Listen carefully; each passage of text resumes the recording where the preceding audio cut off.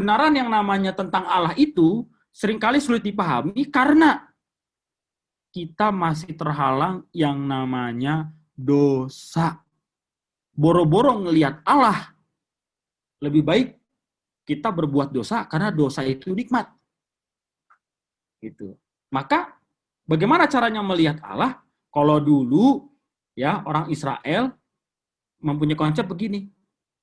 Allah mereka adalah Allah yang Maha Kuasa yang mampu membebaskan bangsa Israel dari pembuangan sampai ke tanah terjanji.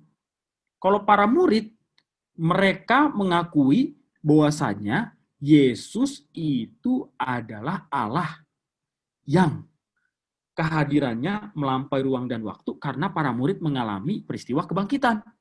Itu kebenaran mengenai Allah. Itu yang pertama. Yang kedua, untuk menjawab yang namanya krisis iman dan identitas, bolehlah kita tahu tentang identitas itu sendiri. Yang namanya identitas adalah sesuatu yang melekat pada diri saya, diri teman-teman, atau diri orang lain.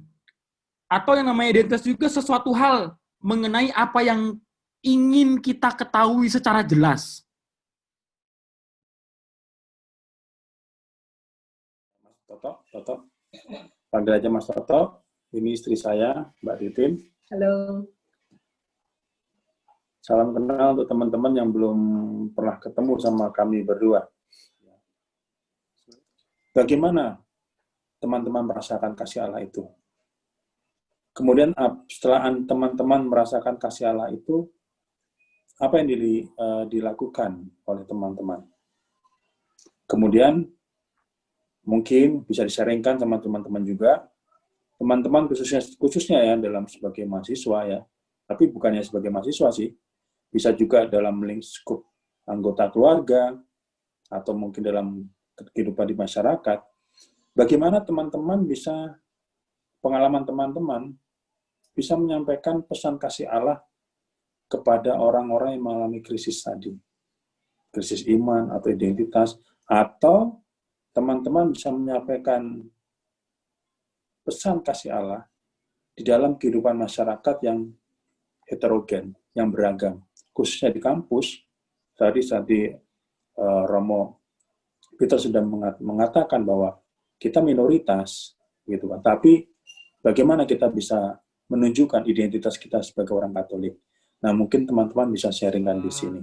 Kita tuh selalu diajarin sama baik alumni kita maupun kakak-kakak tingkat kita tuh bahwa kalau lu mahasiswa Katolik di PNJ, lu harus kenal semua yang Katolik. Nggak mau tahu, nggak kenal beda jurusan, nggak kenal beda tingkat, lu harus tahu. Itu satu. Nah, terus dan di KMK PNJ itu juga punya tradisi nggak boleh manggil dengan Kak atau Bang. Kan biasanya kan kalau mahasiswa baru masuk kan kayak sungkan gitu kan, kita manggil Kak sama Bang. Nah, jadi di KMK PNJ itu berhasil mematahkan apa tuh namanya gap-gap antar tingkatan gitu. Nah, menurut saya pribadi, yang menjadi identitas bagi seorang Katolik itu ialah yang telah yang saya alami di PNJ itu ialah guyupnya itu loh gitu, bersatu. Jadi meskipun saya jadi ingat dulu waktu saya mau retret habisan, seorang pembimbing retretnya bilang begini, yang namanya pengudusan itu bukan soal berperkara dosa atau tidak berdosa, bukan soal yang namanya menghindari larangan Tuhan. Tetapi yang namanya pengudusan itu pertama-tama kita diajak untuk menjadi bangga sebagai orang yang dipilih Allah. Dan saya yakin saya adalah orang yang dipilih Allah juga. Nah, tadi kan apa yang sudah kamu katakan itu adalah salah satu bentuk kebanggaan kamu bersama dengan teman-teman di KMK PNJ, bahwa saya bangga sebagai orang Katolik yang berhasil memutuskan jarak antara satu dengan yang lain, sehingga menjadi dekat, sehingga menjadi guyup, sehingga bisa bersekutu, sehingga bisa membangun komunio. Terima kasih. Saya Romo. Silakan. Dengan Nona dari KMK Rangkas Bitung, Romo. Wis. Sekarang di Rangkas Bitung berarti ya? Lagi di Denpasar, Romo. Waduh, jauh. Oke. Ya, silakan. Ya, mau sedikit sharing sih, Romo. Selamat malam buat Romo dan buat semuanya, dan salam kenal. Ya. Saya mungkin mau sharing tentang pengalaman, mulai dari cita-cita yang pengen mau jadi perawat dulu, pengen kuliah jadi perawat, tapi semenjak aku lulus SMA, pengen mau kuliah, tapi gak ada biaya dengan orang tua kan, ekonominya pas-pasan. Setelah itu aku berjuang, tapi gak mengandalkan Tuhan. Sering sih berdoa, tapi kayak lebih mengandalkan diri sendiri gitu kan, tidak terlalu utamain sama Tuhan gitu. Selama berapa tahun aku kerja, tapi gak ada hasilnya sampai aku gak bisa kuliah. Dan kan sempat kerja di Bali selama 1 tahun tuh mau nabung, tapi gak ada hasilnya. Akhirnya pulang lagi ke NTT. Dari situ aku bilang, ya kenapa ya gak bisa, terus orang tuanya kayak gini, terus harus kayak gimana. Entah kenapa ada teman juga yang ngajakin saya ke Jakarta untuk ikut, ada yayasan yang namanya Mutiara Kasih. Jadi katanya di situ bagus, kamu bisa ikutin pelatihan selama 2 bulan, terus dari situ kamu bisa kerja, nah hasil dari itu kamu bisa nabung gitu. Akhirnya aku tertarik di situ, dan aku masuk mulai tanggal 3 bulan 9 2015. Di situ saya masuk gabung di yayasan, dan bisa kerja di bulan November. Mulai dari situ aku kerja dan terus nabung, tapi kebetulan di yayasan itu yayasan Katolik, dan di samping kamarnya kami itu ada patung Bunda Maria, dan setiap malam itu sebelum tidur aku selalu berdoa di patung Bunda Maria itu, dan mintanya itu untuk dapat pengguna jasa yang baik, dan apa yang aku cita-citakan itu terkabul gitu. Dan doa itu aku lakukan setiap malam sebelum tidur dan bangun pagi, dan puji Tuhan selama 2 bulan pas pelepasan itu benar aku dikasih sebelum itu udah pelepasan di bulan November. Nah, ada pengguna jasa yang butuh untuk saya diambil gitu, tapi entah kenapa gagal, dan dapat lagi pengguna jasa yang satu yang orang Batak, dan aku diambil dari tanggal 30 November sampai 4 tahun aku bekerja di situ. Dan puji Tuhan pengguna jasa itu baik, dan Oma pun yang aku dampingi juga baik banget. Dari situ aku nabung, dari hasil tabungan saya selama kurang lebih 4 tahun. Akhirnya cita-cita saya terkabul. Maksudnya aku bisa kuliah sendiri dengan biaya yang aku punya selama 4 tahun lebih, hampir 4 tahun aku kerja jadi babysitter yang di Jakarta waktu itu. Sebelum bisa masuk di itu, sebelum masuk kuliah, tapi ada salah satu mimpi juga sih yang saya pernah mimpi.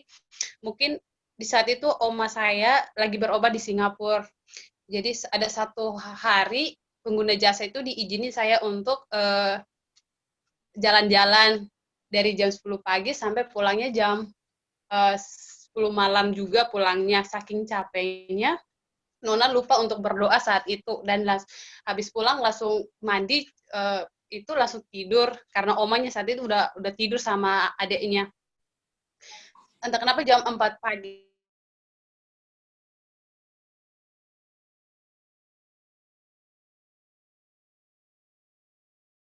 itu aku mimpi gini, ada ini bulan kan bulan Rosario, kenapa kamu ini bulannya bulan Rosario, kata gitu. Oh iya, aku lupa doa gitu kan, aku lupa doa doa apa ya, doa Salam Maria selama ini aku lupa lakukan itu, aku bilang gitu. Kenapa ya, aku bilang gitu. Terus pas aku bilang begitu, aku keluar di luar rumah yang kayak ada pohon pisang yang biasa dibuatin pisang goreng itu, ada pohon situ 3 batang. Nah, cahaya itu keluar dari situ, dan aku langsung bilang, oh itu kan Tuhan Yesus, aku bilang gitu. Nah, cahaya itu iringin saya ke sebuah kolam renang, pokoknya kolamnya bagus banget, dan di samping kolam itu semuanya warna hijau, rumputnya pada bagus.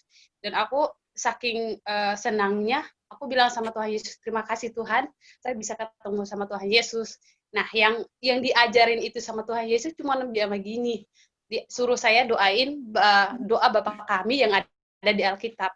Setelah dia ngomongin doa Bapa kami, dia dalam nama Bapa, aku dalam nama Bapa juga, dan langsung menghilang. Dan saya di situ pun aku saking senangnya di dalam mimpi itu aku lompat-lompat, kapan lagi aku ketemu sama Tuhan Yesus, saya bilang gitu, pengen ketemu lagi gitu. Dan saking aku berteriaknya, dan aku sadar dari mimpi itu. Dan ketika aku sadar, aku bangun, aku malah sempat bangun kayak diam gitu, apa ya yang kejadiannya kayak gini gitu. Dan aku diam sebentar, baru aku, oh iya, sebelum aku tidur ternyata aku belum doa, belum berterima kasih sama Tuhan bahwa hari ini aku udah bahagia, tapi aku lupa kebahagiaan itu datangnya dari siapa, aku lupa gitu. Seringnya sih cuman itu sih, Romo. Bahkan setiap itu maksudnya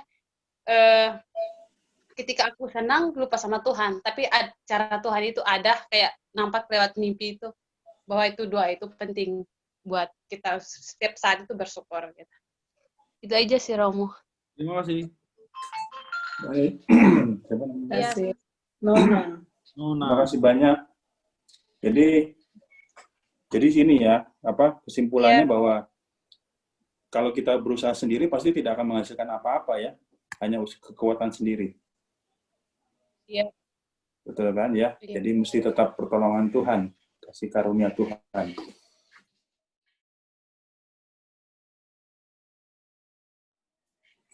Bagi umat Katolik di seluruh dunia, ya Bapa, kiranya Engkau memberikan rahmat-rahmat yang kami perlukan untuk menjalani kehidupan kami sebagai murid-Mu di dunia ini. Marilah kita mohon. Kabulkanlah Doa kami ya Tuhan. Bagi Paus Fransiskus, seluruh uskup, imam, dan biarawati, ya Bapa, berilah rahmat yang berlimpah dalam segala pelayanan dan karya mereka, agar sesuai dengan kehendak-Mu. Marilah kita mohon. Kabulkanlah doa kami ya Tuhan. Bagi para mahasiswa, ya Bapa, hadirlah di tengah-tengah kami. Sentuhlah hati kami dan tumbuhkanlah iman kami dalam mengikuti panggilan-Mu. Marilah kita mohon. Kabulkanlah doa kami ya Tuhan.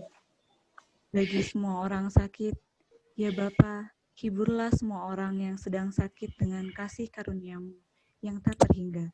Sembuhkanlah mereka dengan tangan kasih-Mu, agar mereka dapat beraktivitas seperti biasanya, terutama dalam memuji dan memuliakan nama-Mu. Marilah kita mohon. Kabulkanlah doa kami ya Tuhan.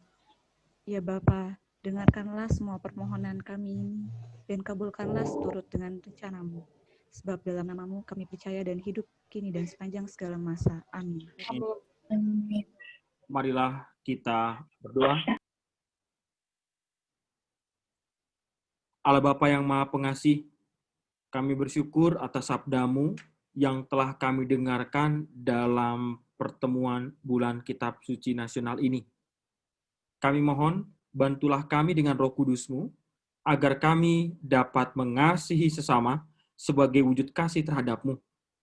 Dan kami yakin dan percaya Engkau adalah kabar baik untuk kami sekalian sebagai mahasiswa, sehingga kami diajak untuk menegaskan identitas kami, dan juga kami diajak untuk secara sadar, untuk mewujudkan cara hidup yang sudah Engkau contohkan atas iman kami. Berkatilah juga kami semua dengan rahmat kesehatan, dan juga berkatilah keluarga kami dimanapun mereka berada, sehingga dengan pertolongan kasih-Mu, Engkau senantiasa boleh hadir, dan kami dari hari ke hari sungguh-sungguh boleh merasakan kasih Allah yang tak pernah berkesudahan atas diri kami. Demi Kristus Tuhan dan pengantara kami. Amin. Amin. Berkat Tuhan menyertai kita sekalian, Bapa dan Putra dan Roh Kudus. Amin. Amin.